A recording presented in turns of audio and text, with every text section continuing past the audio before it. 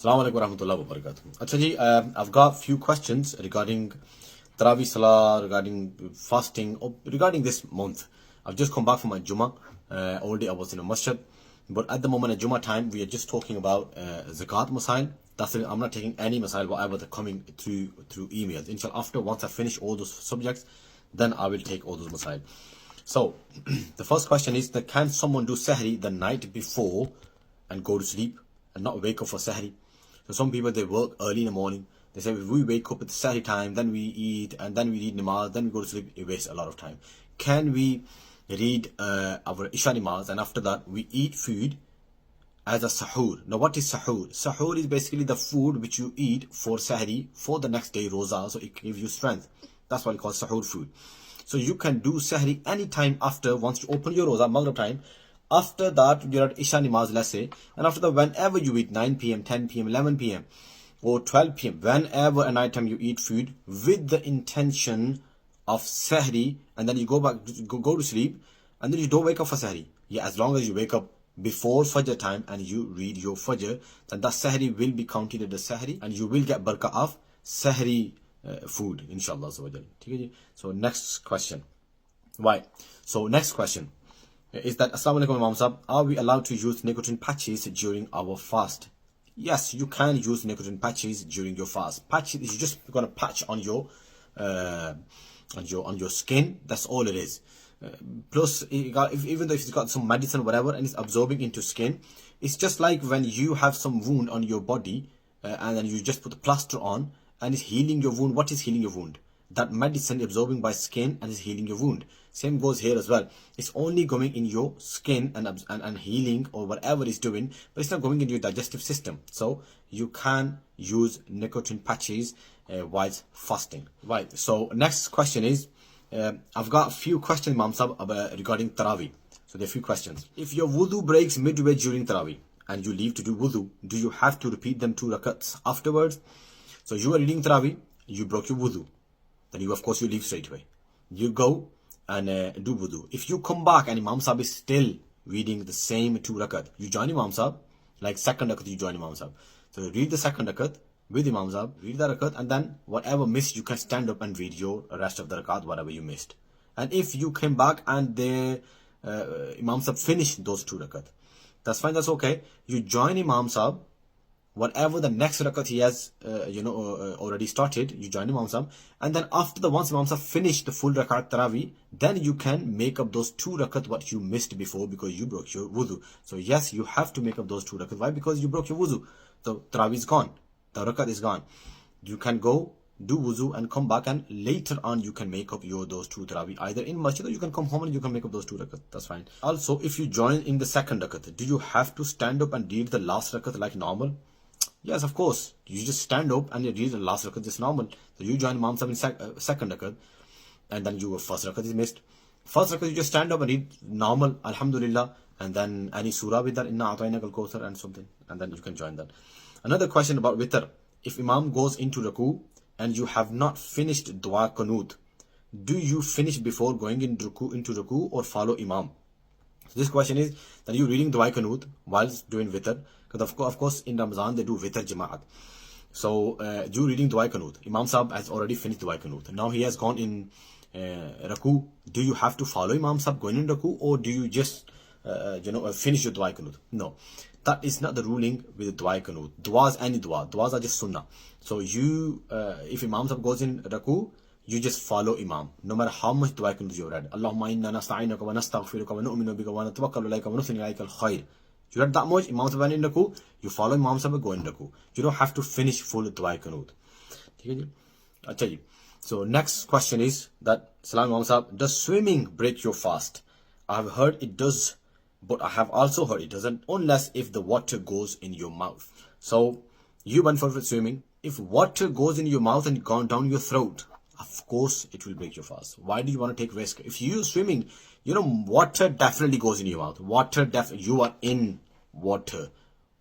Your nose is not blocked. You are not put something in your nose or in your mouth and nothing's going to go inside.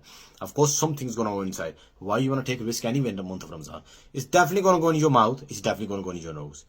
and then it's going to get so used to water going in your nose and your mouth, if you were there for half an hour, 1 hour, that you won't even realize it will go in your throat as well. Why you want to take risk? So if water goes in your throat, of course you'll break your fast. But if you're only going up to your mouth and up to your nose, then it won't break your fast. But I would never say that take risk, swimming in month of Ramadan whilst fasting, of course. Right. The next question is that is regarding qaza namaz. So, Assalamu alaikum, Imam Sahab. Should we prioritize reading our lifetime qaza namaz instead of reading Tarawih, Sunnat-e Muakkada, Sunnat-e Ghair Muakkada, Nafil prayers? Also, what is the most efficient way to read qaza namaz?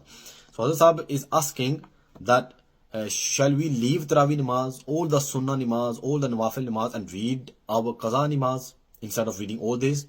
Now remember, there are two things. One is Sunnat-e Muakkada, one is Sunnat-e Ghair Muakkada. Emphasize and non-emphasize Sunnah. There are only two Sunnat-e Ghair Muakkada. 4 Sunnah before 4 Farz Asr namaz, 4 Sunnah before 4 Farz Isha namaz. They are the only two Sunnahs, Sunnah Ghair Muakkada. You can leave these two Sunnah. Without any reason, you can leave these two Sunnah.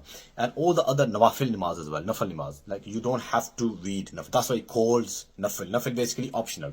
So you can read all the optional Nafil namaz, whatever the Nafil namaz is there. Whatever the Sunnah Ghair Muakkada is, you can leave all that. And instead of reading these, you can read all the qaza namaz.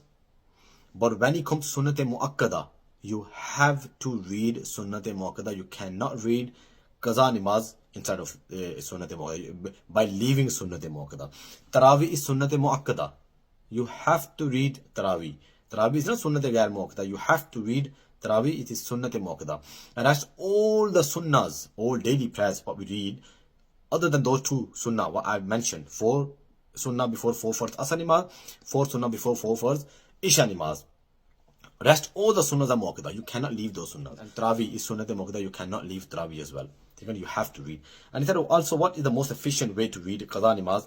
Because I remember he's asking, he said that, is there any short way of reading, qaza namaz?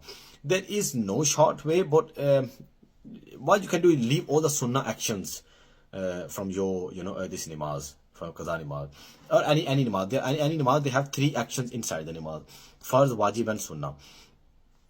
I made a whole video on one namaz. I made a video on namaz on my Ramzan lectures last time.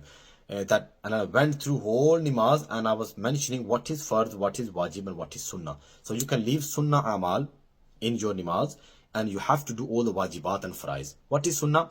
Start your namaz, Allahu Akbar, and start from Alhamdulillah Rabbil Alameen. Subhanakallah is all Sunnah, up to Wala ilaha ghair. You don't want to read? Don't read. Start straight from Alhamdulillah. Waladhalin Amin, read Surah. After that, go in Ruku. One time you read Subhana Rabbiyal Azim, just one time. And then you can come up, Sami Allahu liman hamida, Rabbana wa lakal hamd, or Rabbana lakal hamd. Go in Sajda, read one time Tasbih, Subhana Rabbiyal A'la. Then come back, in Jalsa, then go back, Subhana Rabbiyal A'la. Then you go up and do the same thing. Then you do Ruku and Sajda the way I told you. Then when you sit down in a Qa'ada, read At-Tahiyyat. Once you read At-Tahiyyat, full Ashhadu, it calls Tashahhud. Ashhadu la ilaha illallah wa ashhadu anna Muhammadan abduhu wa rasuluh. Once you read that, you can make salam. You don't have to read Drushi, you don't have to read dua after that. If you want to read Drushi, read any small Drushi like Allahumma salli ala Muhammad, up to that point. You can read and as you are done, alhamdulillah. So this is the short way. But I always say read full. It doesn't really, take much time. But in Ruku, you have to be very careful actually. Because when you say Subhan Rabbiyal Azim in Ruku, make sure you go fully in Ruku. That's Fard. Saying is not Fard, but staying in Ruku for the time limit of Subhan Rabbiyal Azim is Fard. So you have to go completely in Ruku. Once you touch your knees, start reading Subhan Rabbiyal Azim. Once you finish reading Subhan Rabbiyal Azim, then you start making your way back. Right?